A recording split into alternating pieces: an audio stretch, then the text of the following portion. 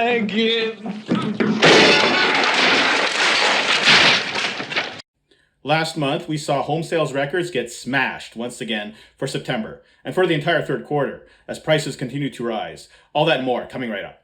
Are you ready? Let's go! Welcome back to Real Estate on the Lam, bringing you the latest market information, some predictions, and a few other nuggets along the way. Hi, I'm Lambros Demos from Roy LePage, and home sales in the GTA are stronger than ever. Literally. Last month was the highest selling September on record, and also capped off the highest selling third quarter on record. And all this during a pandemic. Let's take a look at the numbers. In the first row, you can see total sales month by month so far this year. We had 11,083 sales in September, which, as I mentioned off the top, is not only the highest selling month this year, but also the highest selling September ever. As well, July, August, and September 2020 combined were the highest selling third quarter ever.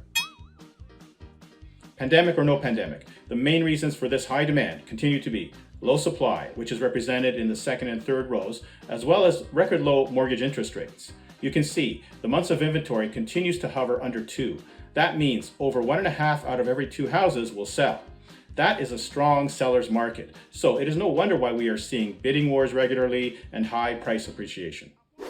Taking a look at year-over-year numbers, you can see that we saw almost 42% more sales in September 2020 versus September 2019, which was a great year for sales. There doesn't seem to be a ceiling for prices either, as on average they jumped 14% from this time last year. If you're still thinking the pandemic has negatively affected real estate, then take a look at the year-to-date sales volume. We are actually ahead of where we were at this time last year. I would be remiss if I didn't point out that the low-rise market is what's driving all these sales and price appreciation. 1 year ago, condos were flying off the shelf. But this year, the condo market has cooled off, relatively speaking. I think this is where COVID has had more of an impact.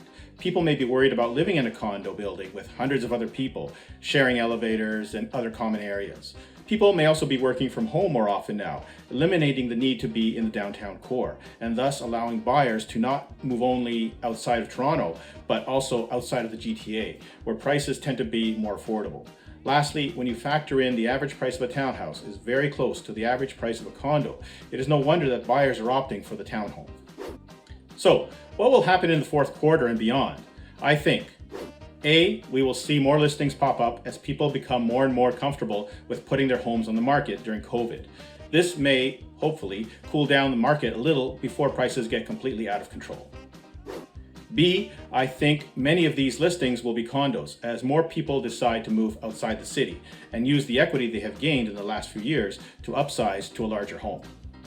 C, I think we are back in a regular seasonal cycle, so expect things to cool off anyway, as they do traditionally at this time of year. And D, even if there is a second or maybe third wave of the COVID, it is not something new anymore. People know what to expect and know how to handle it. It wasn't so much the pandemic itself that caused the market to stall in March and April, as much as it was the uncertainty. Much of that uncertainty is gone, and we have lived through it already, and people now know how to protect themselves. They know how to buy and sell a home safely. It is no longer an unprecedented time, but rather something that we are all getting used to and learning to live with. I hope you found this information helpful. Please like and share with others, and please don't hesitate to reach out with your questions. I would love to hear from you, whether you plan on buying or selling a house, or just curious about what's happening in your neighborhood. You may call, text, email, or even post a comment in the section below. I'm always here to keep you informed and provide guidance. Last but not least, if you're watching on YouTube, please hit the subscribe button or follow me on Facebook and Instagram to get all the latest videos and market information. Thanks again for watching, everybody. Have a fantastic day and stay safe. You know you make me wanna